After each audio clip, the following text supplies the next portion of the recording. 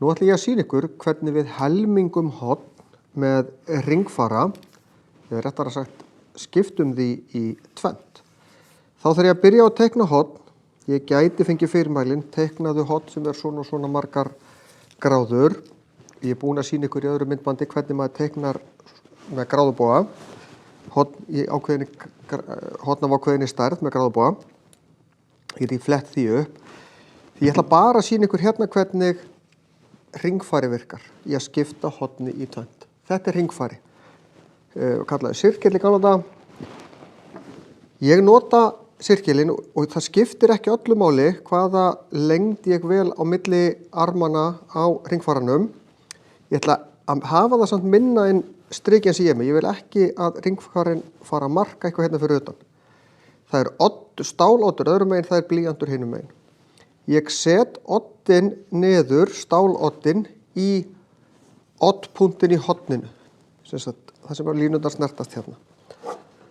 Og svo held ég þessu bara rólega og svo dreg ég laust. Ég þarf ekki að gera fast. Ef ég fer að gera fast, þá brýti blýantinn eða þetta fer allt af stað. Geri svona strik hérna. Tek svo hringfaran og yfirleitt breytir maður ekki breytin á milli. Ég má breytinni þó, en ég má ekki breytinni, bilunni hérna á milli þegar ég geri þetta tvennt. Því að hér myndast skurðpunktur og hérna líka sjáðu. Það sem að línan fer yfir línurnar mínar, þar ætla ég að setja stáloddinn yfir næst. Og svo teikna ég strik svona. Og svo færi ég oddinn yfir í hinn punktinn. Og ég þarf alveg að vanda mig hvernig ég geri þetta. Og teikna annað svona strik.